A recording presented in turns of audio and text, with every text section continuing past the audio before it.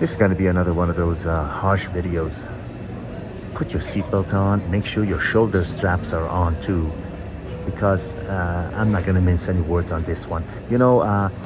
I see these videos of these, for lack of a better term, novice fools that say, oh, I've gone to Thailand and I went on a Tinder date with this beautiful girl who's half my age, and the whole date and the dinner and everything cost me $10. And he's not mentioning how much he paid the girl to be with him. And watching these videos is like watching a blind man walk towards a well and sit back quiet and not say anything. Well, I'm going to say something about this.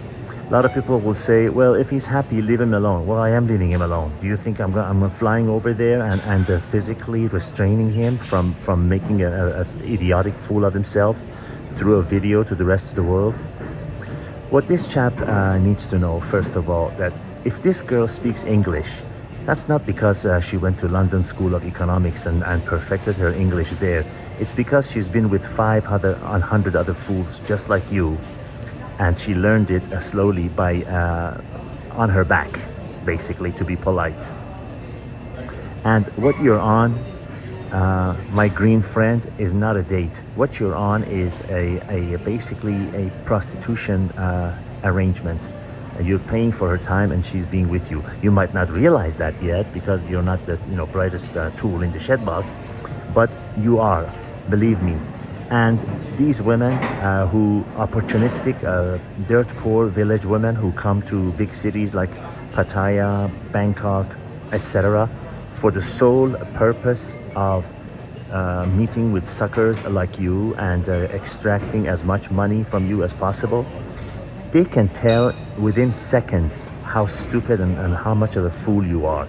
They know that the people that visit Thailand from the West can be categorized into two major segments. Number one is those who know what's going on, those who know that it's pay to play, and that they don't want to have anything to do with them after the business is done. And then there are fools, bumbling fools like you, who actually thinks he's on a date because he met some dirt poor village opportunistic, for lack of a better term, prostitute, who uses Tinder and other dating sites to meet her prey, to meet the suckers, to meet the clients, who actually think they are on a quote-unquote date and not on a pay-to-play time with a prostitute. Her loyalty to you is directly proportional to how much money you're spending daily on her. Not how much money you spent yesterday or day before yesterday, but how much money you're spending daily on her.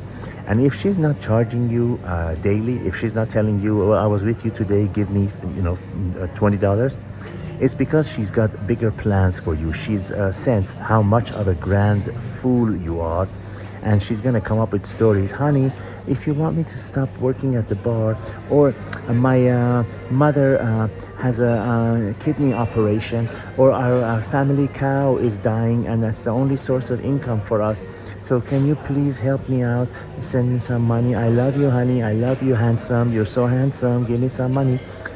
And that's the plan she has for you, because she's realized you are on top of the scale of the bumbling idiots who thinks he's come to Thailand and discovered a treasure that no one else has found before. A cold fusion of sorts, a solution to humanity. You are a fool. Listen, we all know that dating and relationships in the US is horrible. And for a single man, I always said, as someone who's been all over the world, by all over the world I mean 151 countries, as someone who's been all over the world, I'd say United States is probably the worst place for a single man to be. And in the past 10, 20, 30 years, progressively it's gotten much worse with this whole woke thing and with this whole feminism and all that. So yes, if you go overseas to certain places, things are cheaper, women are more feminine, and you can get much more out of your relationship than you do here in US. But don't think that you've discovered some kind of a treasure.